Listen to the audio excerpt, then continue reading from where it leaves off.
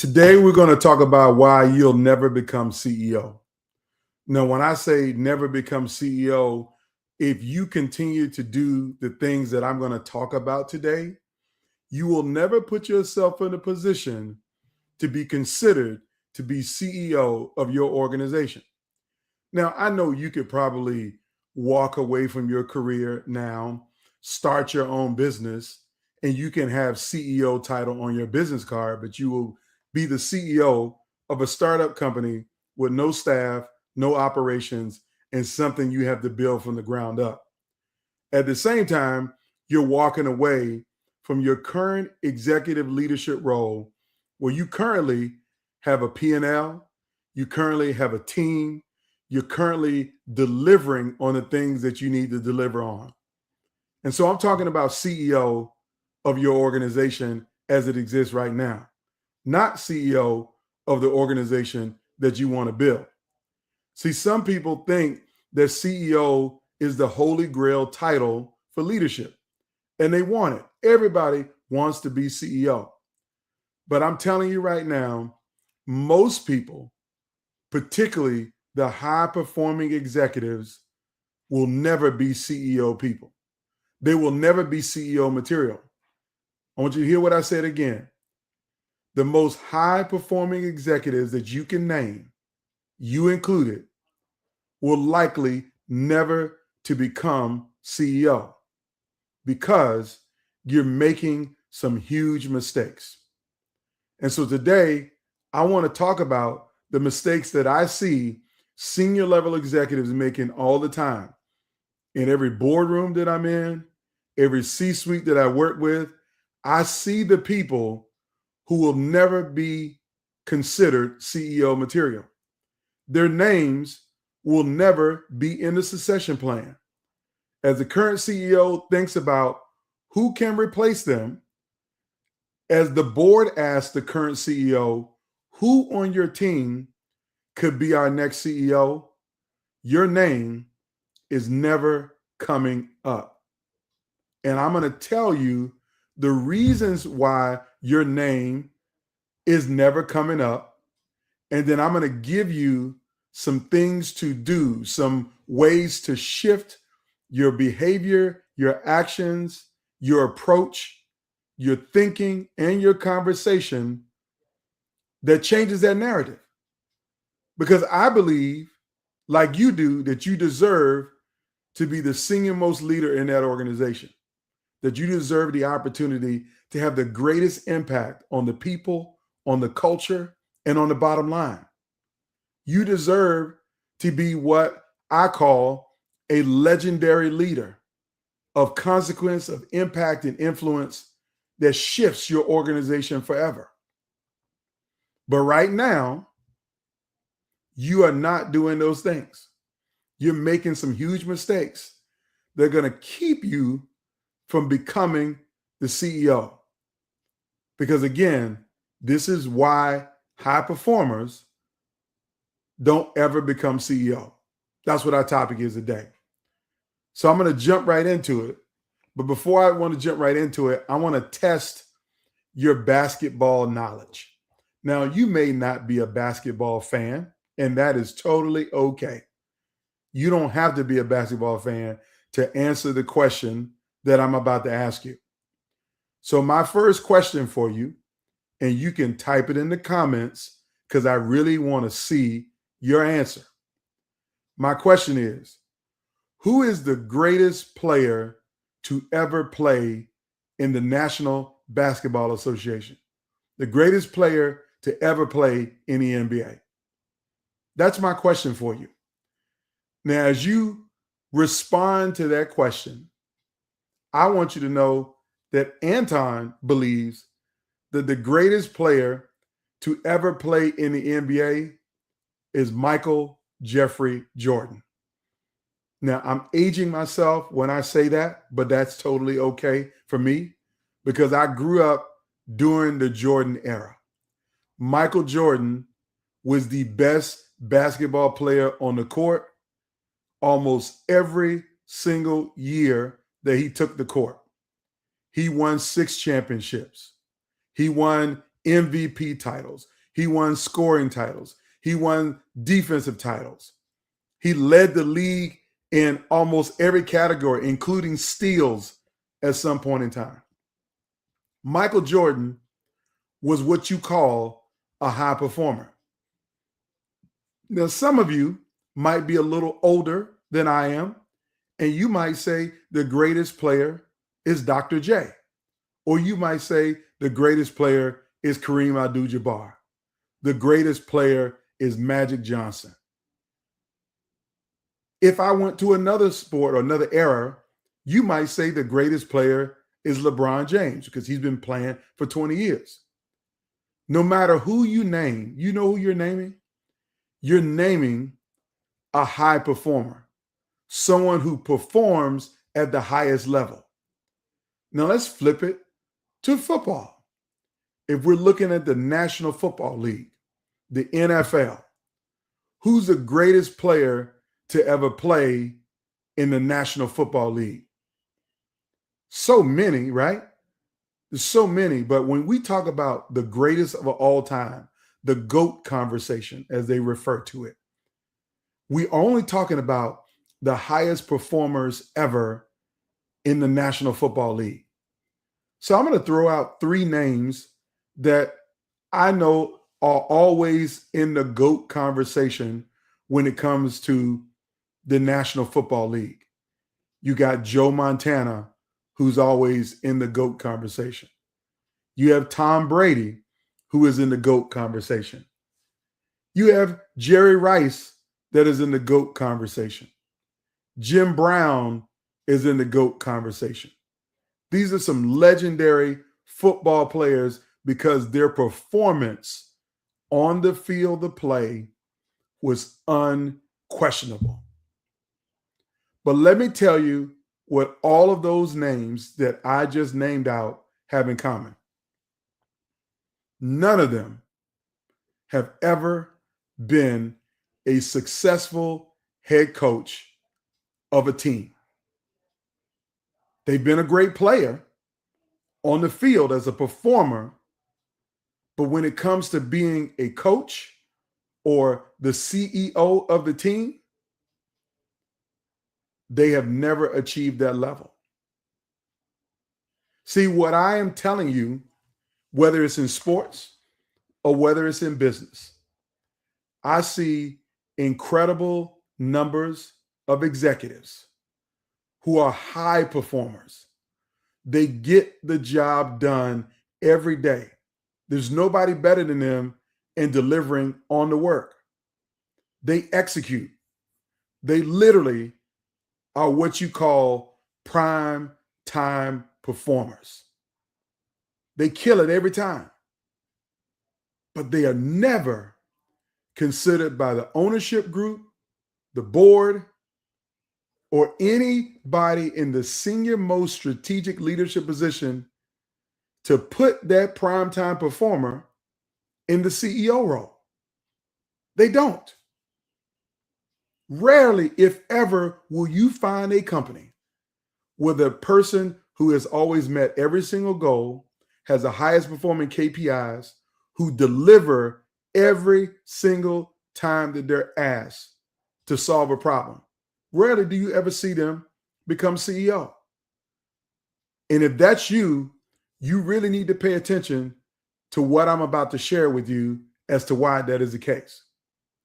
And I'm going to jump right into it. See, when you are a high performer, that means you operate in excellence. Everything you do is excellent. If there is a problem in the organization and the leadership team thinks we got a huge problem, who can we depend on to solve it? They're thinking about you. Because it doesn't matter what it is, if it's a people problem, if it's a budget problem, if it's a big project that we got to get off the ground, they're going to come to you because they know you know how to deliver.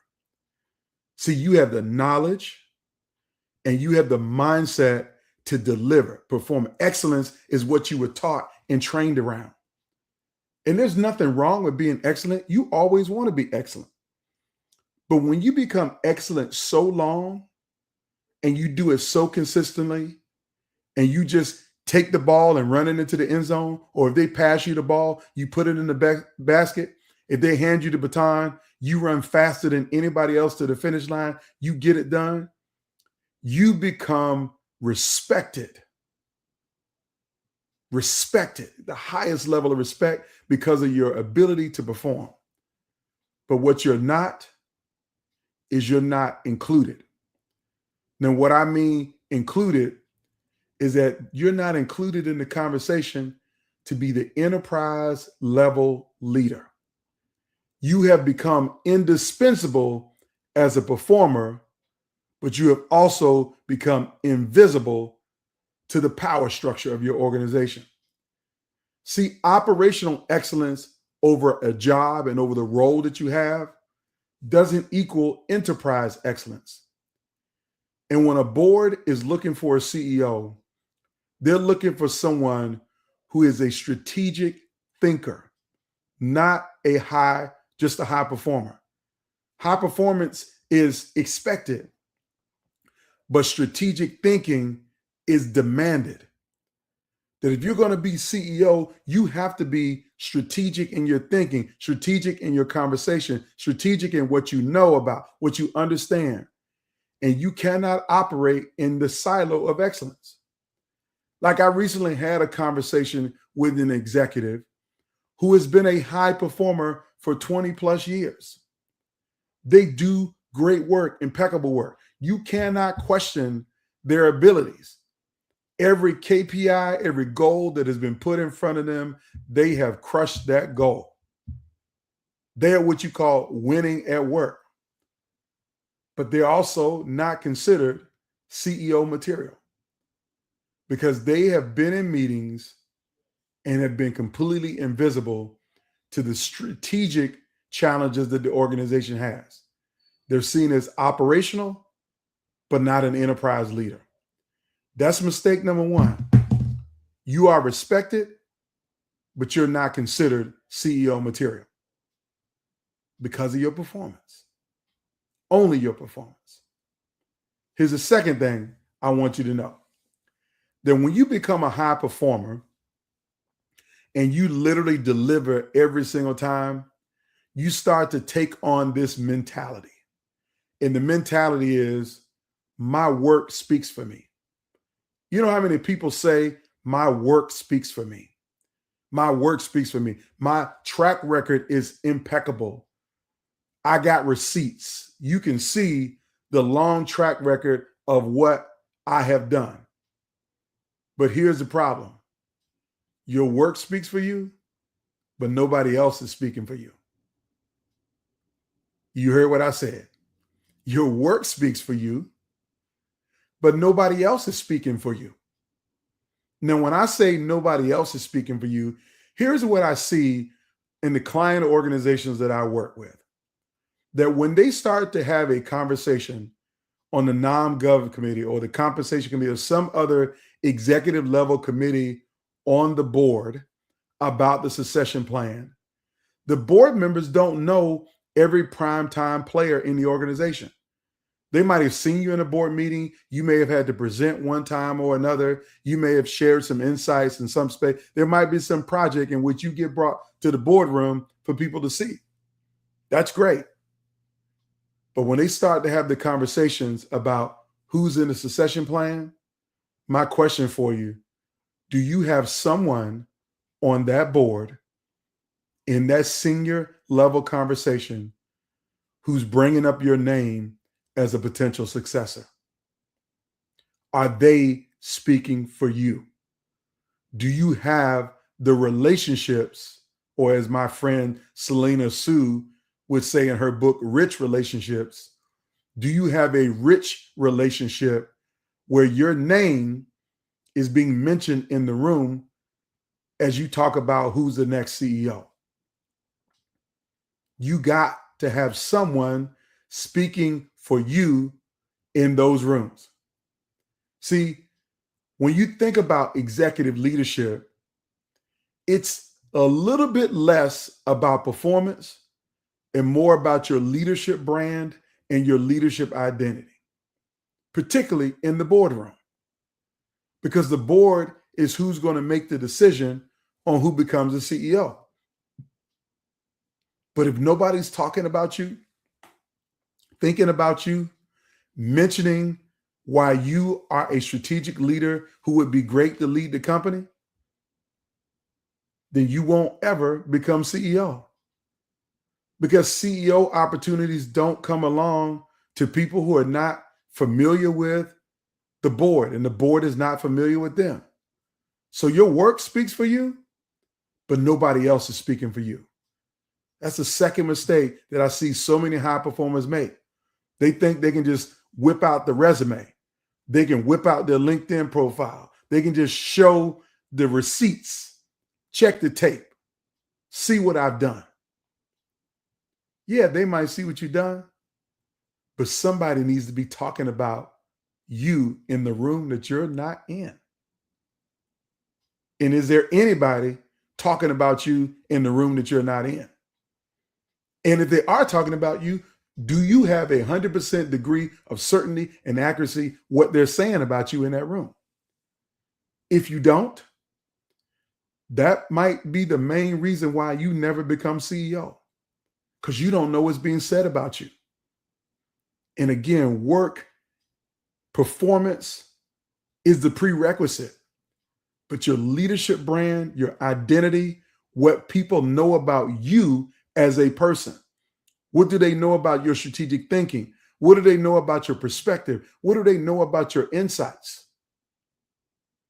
As it relates to the enterprise level content, not about your marketing division or your operations division or your sales team. You might be the greatest chief revenue officer, the greatest development officer the organization has ever had. You hit every goal and every metric. Money is flowing in because you deliver. But when they start to have that conversation about the succession plan, about who's the next CEO, who in that room is speaking up for you? Is it your CEO? Is it the board member who chairs the finance committee, the audit committee? Do they know what you're doing? And are they able to talk about it in the board meeting? If they're not, that's your second mistake. Your work is speaking for you, but nobody else is speaking for you. Now, here's the third mistake you're making, and then I'm going to give you the 3 things you need to change right now, and then I'm going to be done. See, the third problem that you have is that when it comes to being a CEO, you are leading like a player and not like a coach. Now, what do I mean leading like a player? You are leading like a player trying to be a coach. And people don't like confusion. They get easily confused when they see you just performing, but not leading like a coach. What am I saying to you in business language? As a high performance individual, they know you execute. They know you get it done. But here is the main question. Are you spending the time to show people your strategic insights and thinking? Do you ask the right questions? Are you where you need to be? Are you being totally authentic? Because they need to trust the organization to someone who they know, like, and trust. And they trust you to do the work, but do they trust you as an executive? Do they trust you as a leader? Do they know who you are? See, the biggest issue that I find with a lot of executives that I talk to, particularly underrepresented minority executives, you had to fight and claw your way to the top. You had to overcome challenges in life, in family, in community, maybe undergrad, whatever you had to overcome, you overcame those things. And then you always had to be twice as good, work twice as hard to get half the results and opportunities that other people have. But now that you made it and you've gotten to this high level, the one thing that you're worried about more than anything else is losing all that you attained. You got the great salary, the great bonuses, the benefits, the car allowance, the executive coaching budget. You got all of the things that says that you made it to the top because you report to the CEO, or maybe you're adjacent to the C-suite. You still got it, right? You feel great about it, and you're still performing, and you're worried to death about losing what you got. So you take on this mentality that I like to call self-preservation, that I'm going to just keep my head down and do my job. Those are the things that people say. I'm going to just keep my head down and do my work. In this time, I'm going to just keep my head down, keep my head down, keep my head down, keep my head down. Particularly in this current era that we all know has become very hostile to certain people who look a certain way or come from a certain background, fit a certain definition of diversity, that there's a lot of attacks right now, marginalization, ostracization, even people being demoted and removed from positions. I know what's going on. Believe me, I talked to enough executives who all are transitioning out of roles. I even read an article recently that said 500,000 Black men have lost their job in the last 4 months. And let's not talk about the 600,000 Black women who've lost jobs. And there's other people who are losing jobs as well. But particularly for those groups, when all of this attack is coming at you, it's easy to want to put your head down, put blinders on, and say, I'm going to just do my job. I'm going to be a high performer. I'm going to deliver what I know how to deliver. I'm going to just execute. You can have that mentality. But I'm telling you right now, your performance will not save you. Not only that, if you really believe that you are that executive, the person who should lead at the highest level, that should be considered because you can have a greater influence, greater impact, leave a legacy, transform the company, build the outcomes. You can do all things if you were ever given the opportunity to be the chief executive officer.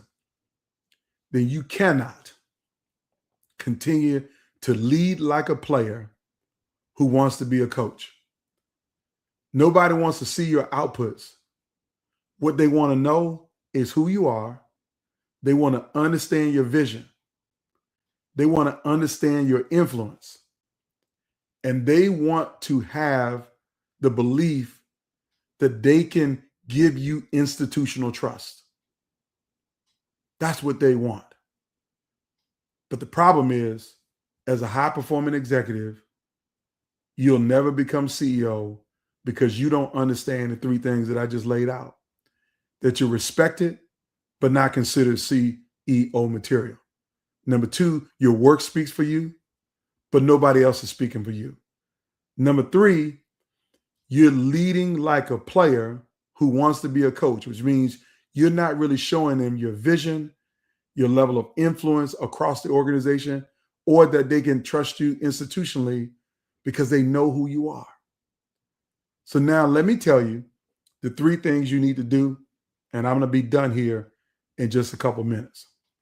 The first thing I need you to do is you need to spend more time sharing your strategic thinking rather than talking about your wins. See, when you are a performer, high performer, your inclination is to walk into the room to talk about what you and your team have done. Our team crushed our goals again. Our team finished this project ahead of schedule. Our team came in on time and under budget. Our team delivered the highest ROI in this company's history in this quarter. My team has the lowest turnover rate. My team has the highest retention rate. So when you come into the meeting only talking about your team and talking about you by default, when you say my team and me, when you're talking about you, you're going to command that respect, but nobody is thinking about you as a CEO person because that is communicating operational insights.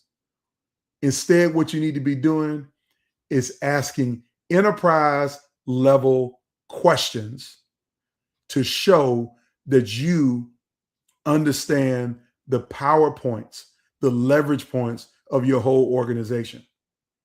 Now, if you don't know how to do what I'm telling you to do right now, like if you don't know how to name strategic questions, if you don't know how to do any of that, then I need you to send me a direct message with the word help. Anton, I'm respected, but I'm not considered CEO material because I don't know what strategic questions to ask when I get into the C-suite or when I'm at the board meeting. I don't know what to do. Anton, help me. I'm happy to help you with that. But the first thing you need to do is you got to move away from talking about your wins and spend more time talking about strategy. That's step one. Step two of what you need to do, when I told you your work speaks for you and nobody else is speaking for you, you got to figure out who do you need to have a relationship with who can speak for you in the room. Matter of fact, I was just on a coaching call with one of my clients who's an executive vice president at a great organization, and he goes to every board meeting. He's asked to present at every board meeting. He's invited to the board dinner. He's invited to stay when the board has lunch. He's not just in the room to deliver his content and give everybody an update on where he is and then leaves. He's at the whole board meeting. So I talked to him about, I asked him this question. I said, who on the board do you have strategic relationships with? He says, what do you mean? I say, okay, you're at every board meeting and you talk to board members at every meeting. Who's the muscle in the room? Sometimes it might be the chair, but sometimes it might be somebody else who is so influential in the boardroom, you need to know who they are. So I asked him that question. He started to think a little bit, and he named two people that are really influential. And I said, what is your relationship with them? Or more specifically, what do they know about you? He says, well, they just know what I deliver when I present in the board meetings. I said, but you don't say anything else to them? He says, no, not really. I said, here's what I need you to do. I need you to build a strategic relationship with those board members. After the board meeting is over with, ask them for coffee. Ask them about their life. Ask them why they choose to serve on this board. What it is about this organization that they feel the most valuable, that they want to contribute as a board member. You need to have that level of conversation with them, because by asking those types of questions, it invites them to want to know, wow, you're insightful. You're interested in me. So now I'm going to be interested in you. Tell me about your work. Tell me about what you do. Tell me about how you're having an impact.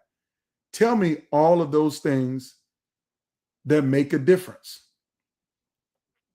See, when you do that, you start to build a leadership brand and an identity that when you're not in the room, there is somebody in the room who will speak for you because they know you.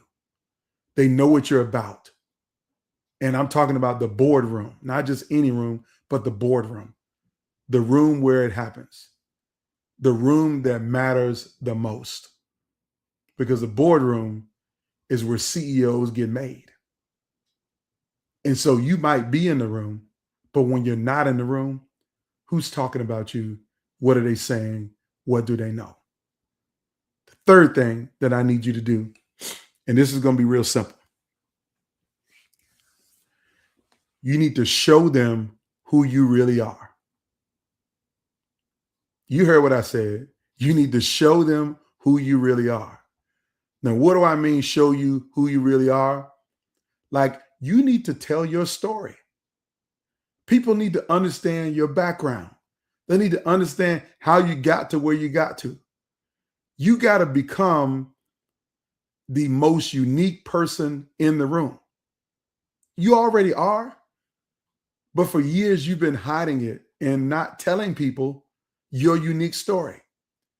You've been trying to assimilate and be so much like everybody else that you have lost your authenticity. You won't share the stories like You're the first person in your family to go to college. You're the only one of your siblings that has a college degree. That you didn't grow up in private schools and playing in the tennis club and all those other things. You developed those things when you got a unique opportunity to go to a prep school. And then when you got there, you excelled. That got you to the undergraduate school that you went to. It got you through law school. It got you through that MBA program. You have a Kellogg MBA. You gotta talk about those things.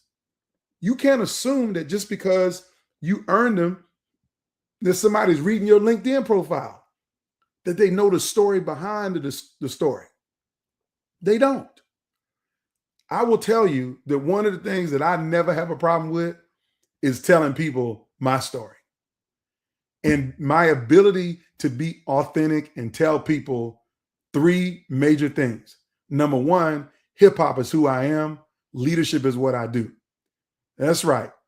As a corporate executive, I walk into a boardroom quoting Jay-Z, quoting Nas, quoting Biggie, quoting Large Professor. And I said Lord Professor, but Large Professor. I come in talking about hip hop. I let people know how hip hop is intimately tied into why I show up the way I do as a leader. The origin story behind all of that. My juvenile indiscretions and the mistakes that I made. I share those flaws, the flawed part of me. That's number one. The second thing that I share with people are my values. That I'm about justice. Early in my career, it was social and economic justice. Now it's any kind of injustice. I despise injustice. So if you're unethical and you're doing anything wrong around me, I'm going to call it out. I don't care who it is.